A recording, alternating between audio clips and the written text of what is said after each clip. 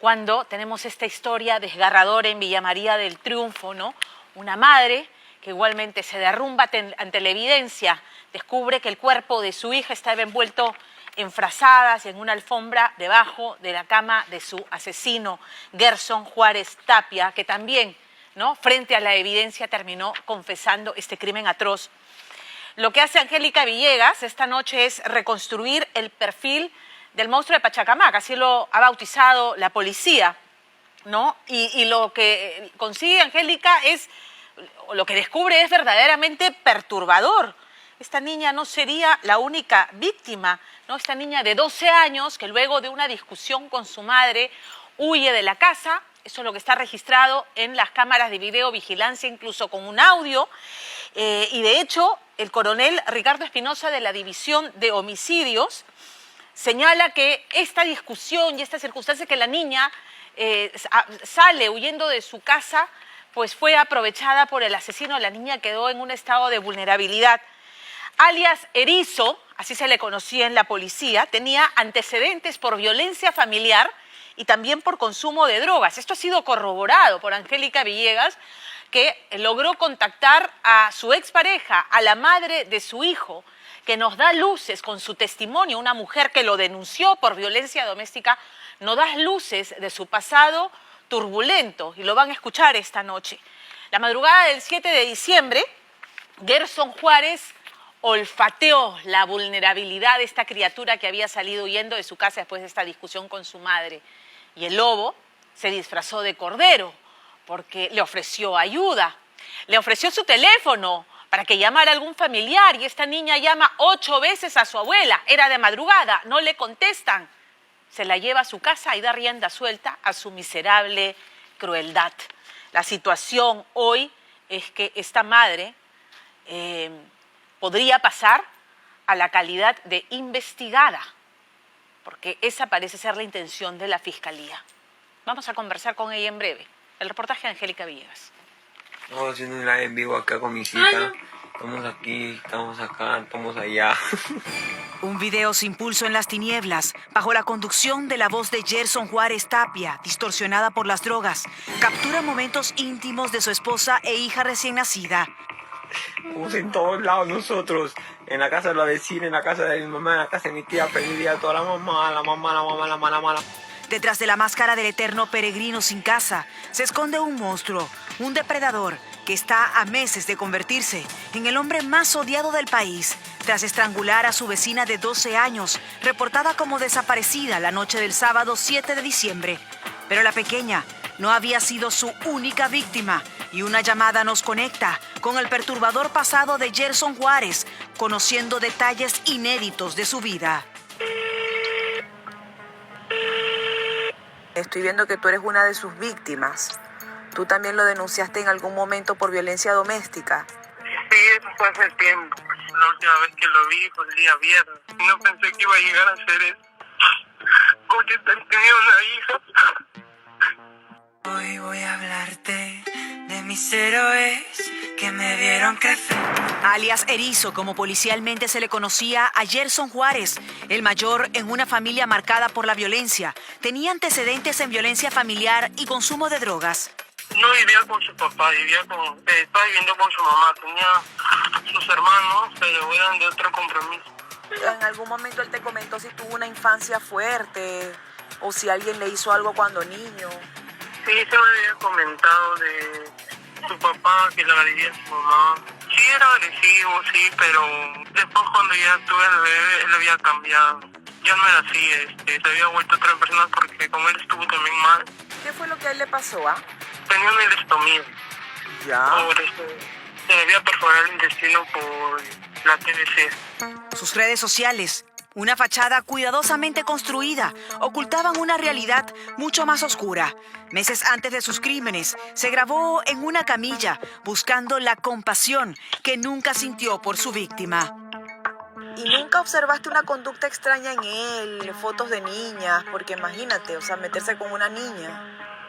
No, nunca pensé porque él incluso tenía sus sobrinas, que nunca le vi, nunca pensé que iba a llegar a hacer eso porque cuando yo le vi que como él, a le mandaban a recoger a sus sobrinas. Egocéntrico y cambiante, Gerson Juárez a sus 26 años era un camaleón humano. Días antes de la tragedia, su pareja revelaría el infierno que había vivido a su lado. Que yo había llegado ahí casi estaba hace un mes antes que pase eso, yo había llegado y antes que yo trabaje. El criadero de cerdos, un lugar apartado y siniestro, era su refugio.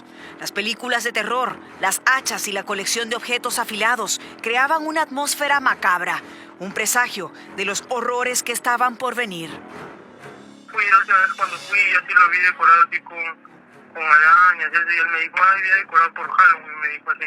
¿Y esos peluches que habían dentro de la casa de quién eran? ¿De tu bebé? Él sí me dijo que lo había encontrado para que para que mi hija juegue con esos juguetes que me iba a dar. ¿Y esos escritos que hacía de la fe, de Cristo, de Dios? Sí, yo no sé por qué escribía eso, y yo también, yo a veces le decía, ¿por qué escribes estas cosas? Porque a veces me daba miedo, ¿no? Tenía arañas colgadas, porque decía, si cree en Dios, ¿por qué hace eso? Primera semana de diciembre del 2024, la pareja de Gerson decide terminar la relación con él e ignorarlo, lo cual coincide con las vísperas de algo macabro. Y ese día fue cuando yo también le dije que no quería estar con él. Me había llamado el día sábado también, me había llamado eso de las 10, así. Me dijo, ¿por qué no quieres estar conmigo? Un despechado y frustrado depredador le escribe en mayúsculas a la madre de su hija el sábado 7 a las 10:15 de la noche, pareciendo aceptar la ruptura y prometiendo hacerse cargo de su pequeña. Minutos después, activa sus crueles coordenadas hasta 7 cuadras de su cueva. Mientras esta cámara de seguridad capta la pelea de una madre con su hija, quien huye de su casa, donde vive con el padrastro y otro hermano, en las tinieblas. Le llamé la atención, no por mala ni nada, simplemente que bueno, si la iba a castigar y quizás, no sé, su nerviosismo agarró y se fue corriendo. ¿A qué se debía la pelea que había entre madre e hija, cuando de acuerdo a la policía, el reloj ya marcaba más de la medianoche? Ese día, la madre había ingerido bebidas alcohólicas y se encontraba conduciendo su mototaxi que ella pretende estacionarse en su domicilio cuando ella viene con volumen alto. Y su hija, con una piedra, la pretende ayudar. La mamá, una vez que logra estacionar su mototaxi, ella en estado de ebriedad, se genera un problema, una discusión con la hija y sale y textualmente le dice, lárgate, no quiero que regreses. Ingresa y cierra la puerta y se queda en su casa hasta el día siguiente. ¿A qué hora empezó a buscarla entonces? Ella empieza a buscarla a las 6 de la mañana, cuando ya se despierta y le pasa el efecto del alcohol. De acuerdo a la investigación policial, Gerson rondaba la casa de la menor cuando se percata de que ella huye y al verla interesada en conversar con su abuela, le propone llamar a su abuela en la casa donde él está. Y confiesa que en ese momento le nace la idea de llevarla a su cuarto y abusar de ella. Ella se ha defendido de este ataque y este criminal lo que ha hecho es inferirle una serie de lesiones con un cuchillo. Además, la golpea en la cabeza con una taza de vidrio y poniéndola en estado de inconsciencia, es ahí donde él ya decide estrangularla. La ausencia de la menor en casa coincide con una tenebrosa llamada que recibe su abuela y que parece el espeluznante hilo para un macabro hallazgo con un verdugo que se creía intocable. Quedó el número registrado y yo comencé a llamar, ¿no? Ya me hice una llamada, la cual él me dijo que... Yo le pregunté con quién tenía el gusto y me dijo que Joaquín. Me dijo que sí, señor, sí vi a una niña que estaba corriendo. Le ayudé, me dijo que quería llamar a un familiar. Entonces yo, buena gente, le di el número, le di mi celular para llamar. No le contestaron y ya, pues él se fue corriendo. El número de teléfono del que hacía las llamadas con el nombre de Joaquín, en realidad era el de Gerson Juárez Tapia. Ese detalle debió descubrirlo la familia de la menor, quien se vio obligada a contratar un especialista al ver lentitud policial para la pesquisa. Así, dan en medio de las tinieblas con este sujeto, quien tenía los brazos cruzados, renuentes a abrir su alma, generando sospechas en la madre de la pequeña y el policía que la acompañaba. ¿Por qué tienes varias versiones? ¿Qué versiones de qué? Pero algo no cuadra para el corazón de esta madre. Porque quería saber de la niña, ¿no? Porque me preocupa también, porque yo también tengo una hijita, 7 meses, no me gustaría que también pase por ese mismo. Yo estoy operado, señor. Tengo acá, yo tengo una neumonía. ¿Puede ir el efectivo con la señora a verificar su casa? Sí, vaya, entra. ¿Está lejos? ¿Está arriba? patrullero? No, caminando. ¿A va. dónde llega el patrullero? Estaban a solo un paso de descubrir una espeluznante escena bajo irreproducibles situaciones que Gerson intentaba disuadir a través de la bolsa que tenía atada a su cuerpo para hacer sus necesidades fisiológicas, delatándolo una de estas. Él tiene una sonda aquí. Cuando abre la puerta, él se pone a defecar en medio de la puerta. Me parecía una huella así en el suelo y dije, no, ya me imaginaba que algo había acá. Y bajé la mirada y encontré alfombras. Y había otra alfombra más.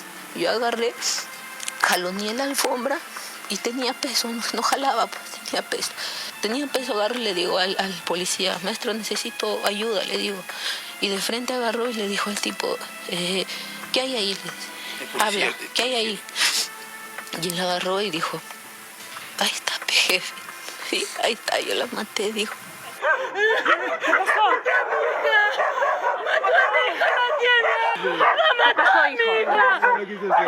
Gerson fue linchado por el pueblo al ver tan triste escena, envuelta entre frazadas que hacían las veces de ventana, ángeles sin cabeza, una cruel adicción por las máscaras que hace poco había puesto el asesino dentro del lugar y un análisis de su perfil claro para los psicólogos.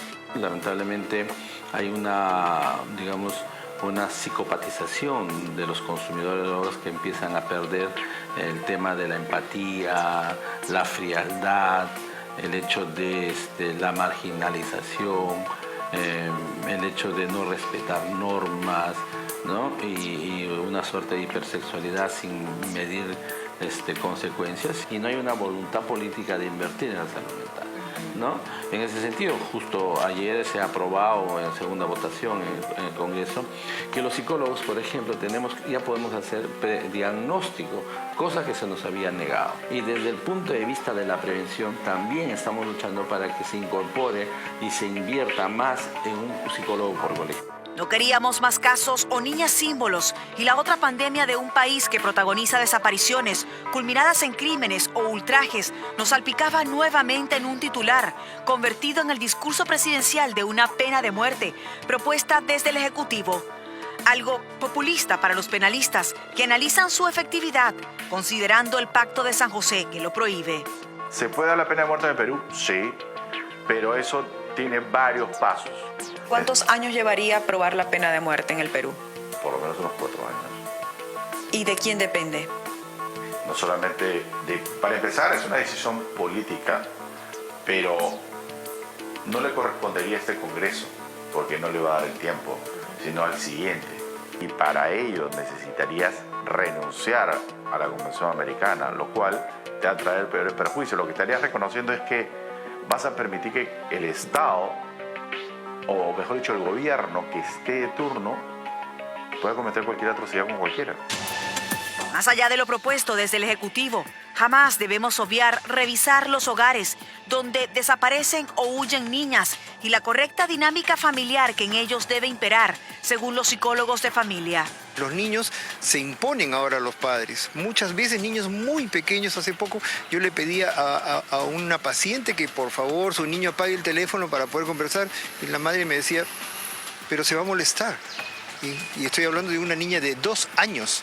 Entonces, eso está pasando, esa permisividad, ese dominio de los niños pequeños hacia los padres.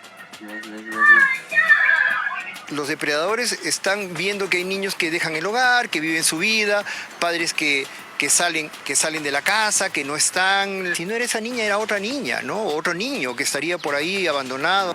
Un verdadero drama social, lleno de un sistema fiscal que con poco conocimiento de tecnología o empatía no propone diligencias inmediatas para rastrear teléfonos o un poder judicial que dilata aprobarlo, aunque según los penalistas puede hacerse con tan solo un correo o llamada, capaces de salvar vidas.